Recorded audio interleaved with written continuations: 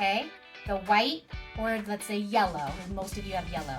Pick one of those, okay? And that's what we're gonna use to start building up our covers to make these nice hardbound covers. Get all these sketchbooks out of here. And so, like I said about using stuff that you've already drawn on, so this is a painting that I did a long time ago. It's just been sitting in one of my bins.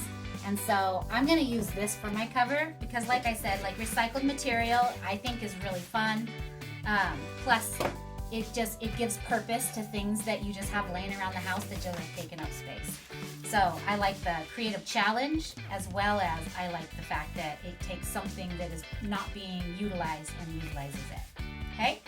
So the idea is we're gonna glue these down onto your plain piece of paper, and I'm using an old painting for mine. But so we're gonna use the glue, and you're gonna need to have like a damp paper towel or a paintbrush because when we glue them down, we need the glue to go edge to edge everywhere. Okay? Because when we do that, otherwise what's gonna happen is you'll have bubbles and bumps underneath your cover. And so we're gonna use glue, and I'm gonna use a little bit of water with my glue. Your glue's runnier than mine. Mine's pretty darn thick. Oh, come on. Oh, gosh, nerve. So we're gonna go ahead and start by going edge to edge on our piece of paper with the glue, okay? You can also do it directly onto your cardboard if you like, but the idea is you want it to go all the way to all of the edges, and you want to make sure that it's completely saturated with glue. Layering paper and glue together onto any surface is going to create these almost like paper mache. It's just going to get thicker and thicker, heavier and heavier, and that's how eventually our book is going to become a hardbound book, right? Because cardboard in itself isn't really hardbound. Okay, so I have my glue spread everywhere, and then I'm going to take the front cover, whichever one that's going to end up being, the back cover, and the spine. And I'm gonna glue them all down on this piece of paper with just a tiny gap between each.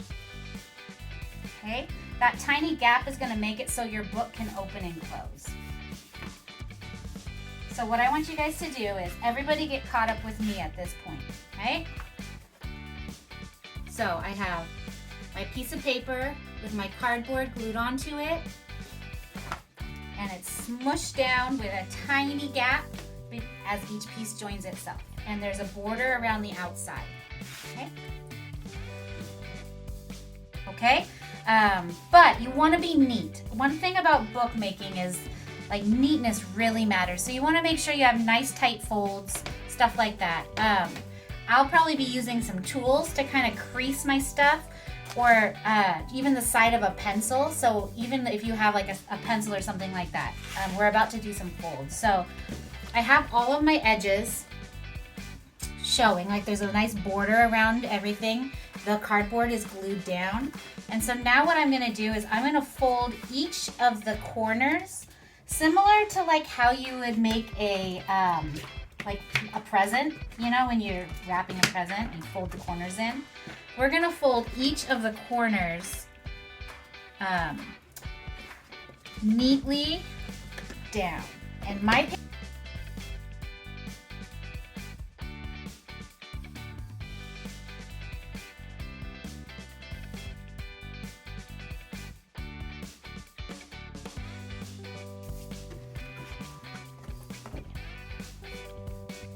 so you'll end up with this. All right, so then we're going to go ahead and we're gonna fold that whole outside edge, the border, over over the cardboard. Okay, so we're basically going to take that whole outside border and fold it over the cardboard. If you don't have enough glue on your paper, you're going to want to add some glue. But if you did spread it edge to edge, you should be okay. But a little bit of extra if you're not sure.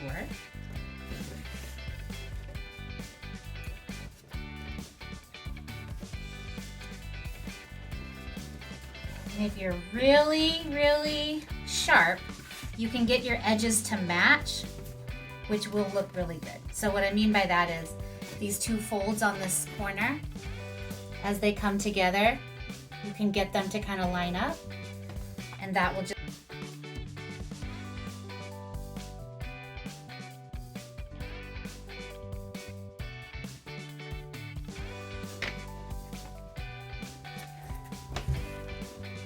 So when you're all done with this step, you should have all your sides all folded in. And on the other side, it should look like really nicely, just a nice flat surface, right? As long as that glue is spread out everywhere, it'll be nice and flat. Okay, so you are now gonna use your pattern paper. So the idea is you're gonna have a cover. One side's gonna be the inside cover, one side's gonna be the outside cover. I don't usually have students pick which one they want to be the inside or outside until after we've completed all these steps, because sometimes you get a surprise and you're like, oh dang, that looked kind of cool, right? But basically what we do have to do is make sure there's no cardboard showing, all right? So what we're gonna do now is we're gonna take that piece of pattern paper, and if, let's say, you're like a super high femme personality and you got some grungy green army paper and it's not your style and you really just don't like the paper you got, first off, I'm so sorry. But second, think about looking around your house for other types of papers. So some cool places that you can find paper, wrapping paper sometimes can be really, really cool. Tissue paper can be really cool. Newspaper, like you can get the comics, or you could even just use the newspaper and then try to do stuff to it. Or you can use your second piece of plain paper, okay? So just to be really, really clear, you guys, you don't have to use the pattern paper that I gave you, but I wanted you to have that as an opportunity. If you'd rather just use the other piece of plain paper and just have a yellow and white sketchbook, that's awesome. If you want to dig out an old painting that you did in middle school and use that, awesome. Whatever you use, newspaper, Christmas wrapping paper, whatever, it's all good, okay? So the next step is we're gonna do the exact same thing, only we're gonna do it in reverse, right? So now I'm gonna take my glue and I'm gonna spread it from end to end all over the side that still has cardboard showing. So more glue, which means more paper mache, which means more stiffer and more book-like cover, hardbound style.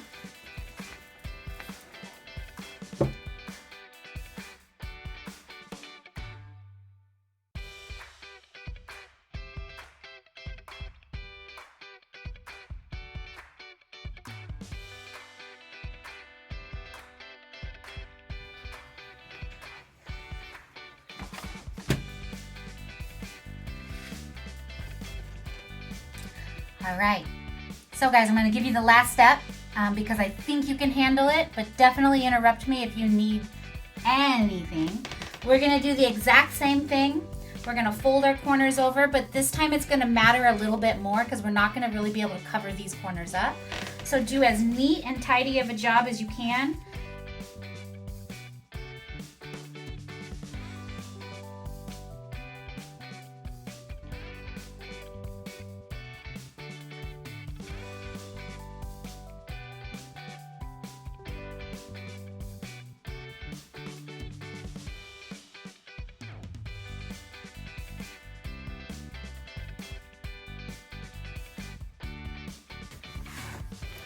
Once you have everything glued down, flip it over, check both sides, make sure that your paper is sticking down nicely. It's not all, because once it gets wet, it can start to kind of bag out and get a little like stretched and loose. So use just the side of a pencil or anything that has a straight edge to just kind of go in and reinforce the flatness of it.